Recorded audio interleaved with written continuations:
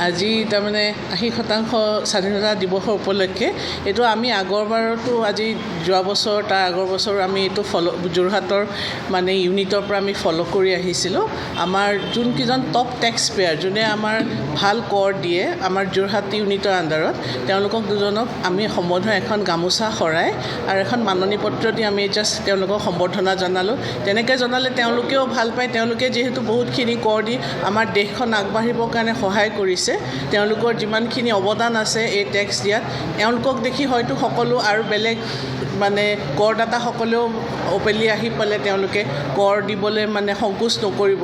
চ' আমি সেইটো এটা এক্সাম্পল ছেট কৰিব বিচাৰিলোঁ। সেই হিচাপে আজি আমাৰ যোৰহাটৰ ইউনিটৰ পাঞ্জাৱ ইঞ্জিনিয়াৰিং আৰু বোকাখোলা টি ষ্টেটৰ মানে কোম্পানীৰ তেওঁলোকৰ মানে প্ৰপাইটৰসকলক আমি আজি সম্বৰ্ধনা জনালোঁ। তেওঁলোকক সম্বৰ্ধনা জনাই আমাৰো ভাল লাগিলে, কাৰণ তেওঁলোকে আমাক বহুতখিনিয়ে কৰ দিয়ে আমাৰ যোৰহাটৰ ইউনিটৰ কাৰণে। আমাৰ এইটো আমাৰ নিজৰ অফিচতে আমাৰ যোনটো ইয়াত এটা কনফাৰেঞ্চ হল আছে তাতে তেওঁলোকক নিমন্ত্ৰণ কৰিলোঁ। ইয়াতে আমি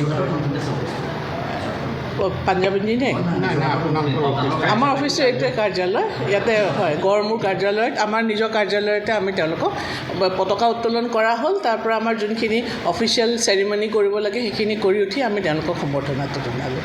ঠিক আছে।